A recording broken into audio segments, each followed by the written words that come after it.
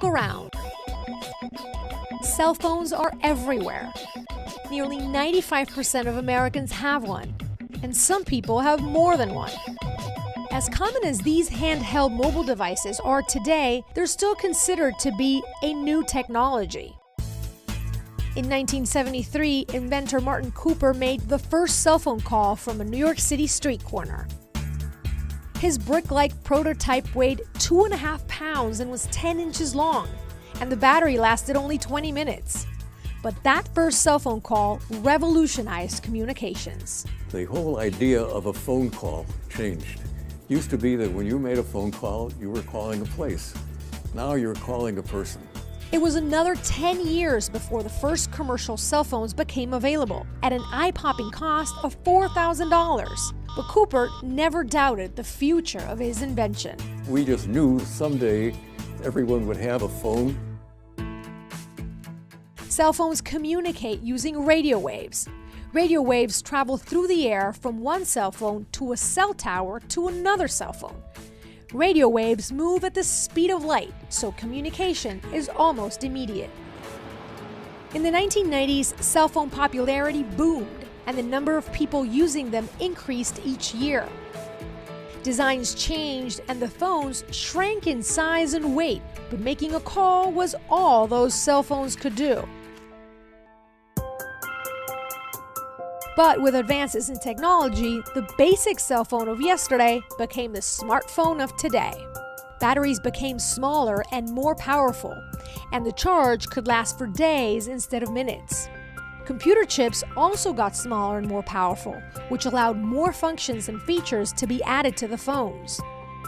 Memory or storage capacity increased from less than 1 gigabyte to more than 100 gigabytes.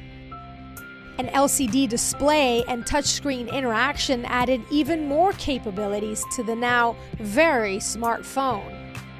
Owned by nearly 2/3 of Americans, smartphones are capable of performing multiple tasks, and people use them for a lot more than making calls. They browse the web, watch videos and TV shows, take photos, and record and store videos. They listen to music, play games, get directions via GPS, and of course, send and receive texts. Even Martin Cooper, who made that first cell phone call in 1973, didn't imagine what the cell phone would become. We had no idea there was going to be anything like the internet or digital cameras or personal computers. But the idea of people being in communications, that was obvious to us. Cell phones have changed how people communicate. These handheld phones are with us almost all the time and keep us informed, entertained, and connected to family and friends wherever we are. Can you imagine your life without one? Good day everyone, this is Group 3 from the STM 1C4. Our chosen gadgets technology in our community is none other than cell phone. Now I will give you a short details about cell phone. The first mobile phone call was made on April 3, 1973 by former Motorola inventor Mr. Martin Cooper, who is known as the father of the cell phones. The first cell phones went on sale in 1983, costing about $4,000 each. Now let's proceed to the 8 facts about cell phone. Number 1. Did you know mobile phones have to work harder to get a signal if you are in a moving vehicle? Number 2. Waterproof mobile phones came to the market because Japanese young sisters like to use them in the shower. Number 3. Apparently, mobile phones have 18 times more bacteria on them than toilet handlers. Number 4. Fapping describing the act of snubbing someone by using your phone mobile in their company. For the other details, Mr. Samson will discuss. Let me introduce to you how technology, especially cell phone, can affect our daily life. First, teenagers that use phone, especially as students, that uses their phone more than 2 hours a day can have the high risk of having the mental problem such as anxiety and depression. And the case of having that mental problem is very alarming because it is high in number. Next is nomophobia, is the severe anxiety caused when you're afraid of losing your phone or running out of the battery. Third, the average person unlocks their phone 110 times a day. And lastly, manufacturers imprints or a small message that a person should use their mobile phones 200 millimeters away from their head to reduce the having mental illness such as mobile phone radiation. From Tibet to Tanzania to Toronto, no matter where you go, you'll see someone talking on his or her cell phones. These days, cell phones provide an incredible array of functions, and new ones are being added at a breakneck pace. Depending on the cell phone model, you can store contact information, make tasks or to-do lists, keep track appointments, and set reminders. Use the built-in calculator for simple math, send or receive email, send text messages, get information, watch TV, play games, and take videos and photos. You might hear terms like 4G, LTE, GSM, and CDMA thrown around and wonder what they refer to. As its most basic, a cell phone is a radio, an extremely sophisticated radio, but a radio nonetheless. With worldwide mobile subscriptions estimated to be around 7 billion in 2014, cell phones have become a universal and indispensable tool for modern life. With a cell phone, you can talk to anybody on the planet from almost anywhere. But do you really know how your cell phone works? In the most basic form, a cell phone is essentially a two-way radio, consisting of radio transmitter and a radio receiver. When you chat with your friend on your phone converts your voice into an electrical signal which is then transmitted via radio to nearest cell tower. The network of cell tower then relays the radio wave to your friend's cell phone, which converts it an electrical signal and then back to sound again. In the basic form, a cell phone works like just a walkie-talkie. In addition to the basic function of voice calls, most modern cell phones comes with additional functions such as web surfing, taking pictures, playing games, sending text messages, and playing music. More sophisticated, smartphones can perform similar functions of a portable computer. The role of technology in community development is to give power and a voice to a people within a larger ecosystem. Simple solutions such as providing information to the community through internet enabled technology plays in accelerating development. A community is familiar with uses to bring people together, advocates against, supports each another, and fight to overcome this threat. As human beings, we need the sense of belonging, and that sense of belonging is that common to the among relationship with the development. To me, community is a group of individuals connected by each other by one or more attributes. The element that links them together is at the core and is the essence of the group, just as denoted by the root and the suffix of the word common unity. A certain segment of population is united by a familiar thread in the field of public health. We see community as a group and folks that are at risk of being infected or affected by certain types of diseases based on their demographic, social, and economic status. What are the benefits they get in using cell phone? Mobile phone also have a benefit for photos and videos. Many people don't even own a camera nowadays because their phone has all the image and video capturing capability that they require. Once the media has been captured, it can be sent to others via email, messaging or Bluetooth, or posted on the internet with just a few clicks. Many phones also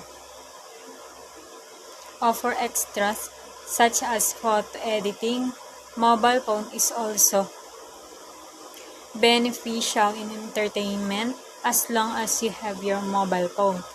There are no reason to get bored. There is a multitude of games to download and play. You can read an article or get involved with social media to pass the time. Smartphones allow the video watching as well as listening to radio, podcasts, or music. Plus, if you attend a real-life event, you can often store your ticket on your phone display at the door. Also, for notes and reminders, mobile phone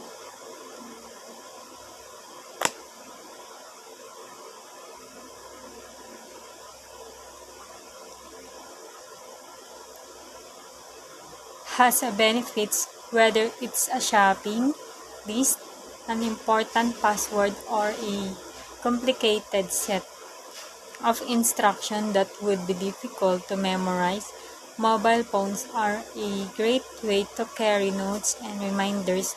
These don't always have to take form of text or numbers. Either you can also use photos or video to record important information for later use. Thank you. Using mobile phones when traveling is beneficial. Finding our way around has never been easier since phones started using GPS to direct us to our destinations. Whether driving, cycling, or walking, we can get live updates on our location, roadworks, accidents, and other causes of slow-moving traffic, plus information on nearby facilities such as restaurants, gas stations, and hotels. When traveling by plane or train, you can use your phone to explore timetables, purchase, and display on your ticket. When it comes to emergencies, in the event of accident, injury, criminal incident, or other emergency, mobile phones ensure that emergency services, as well as friends and families, can be contacted immediately. Phones for children reassure parents and enable them to know where the children are all at the times.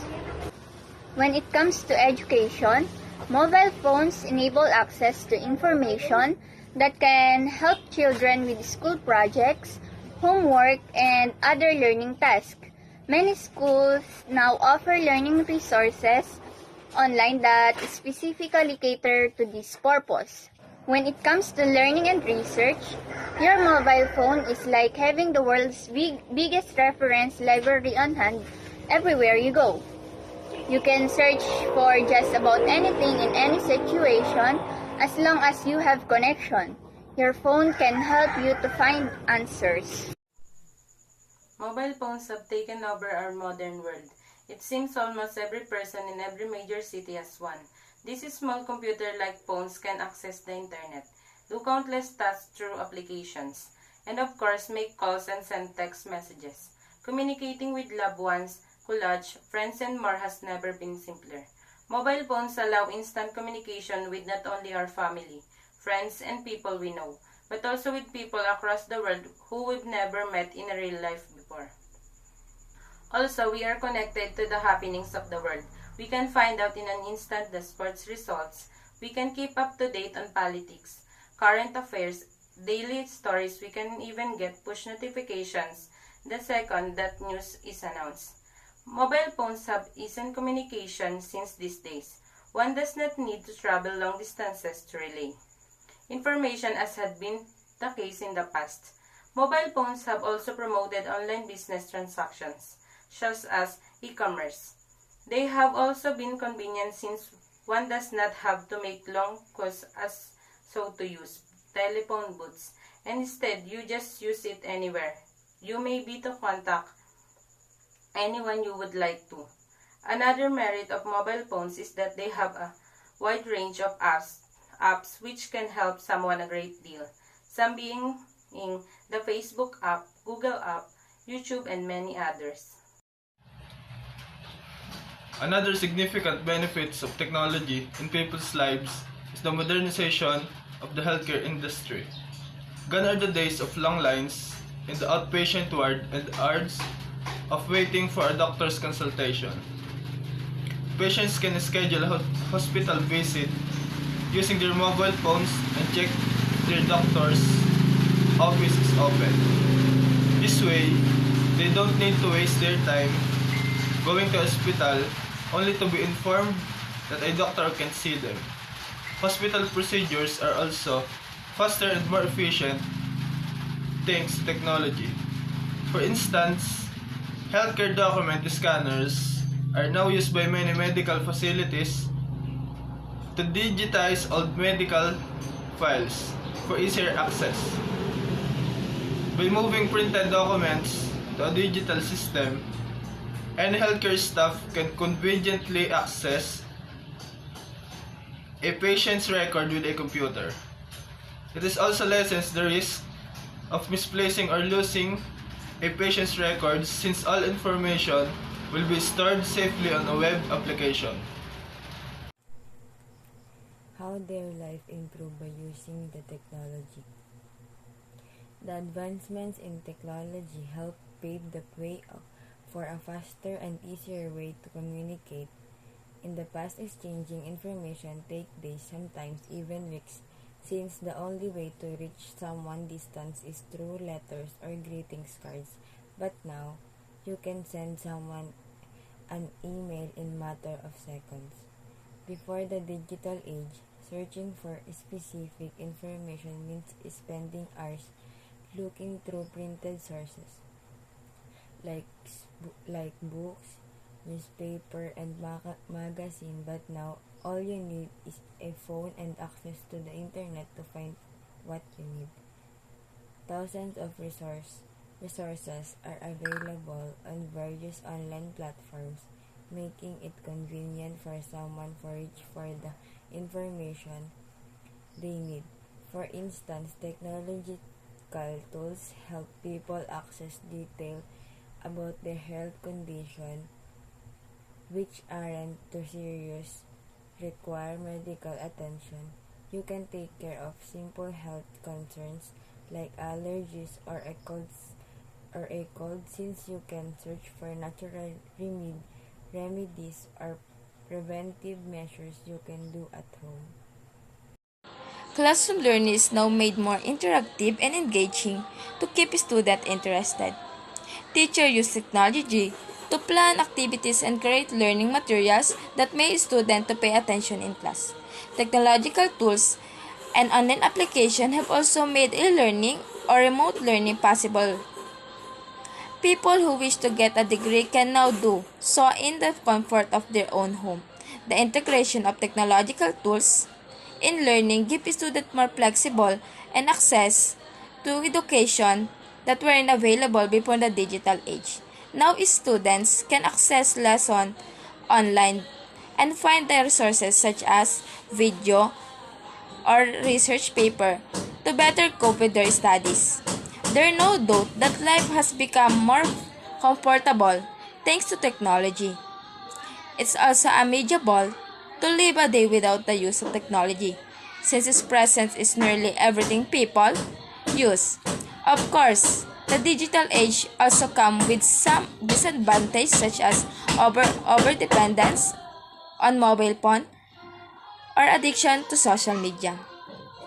However, there is no denying that technology also made a lot of things better for everyone.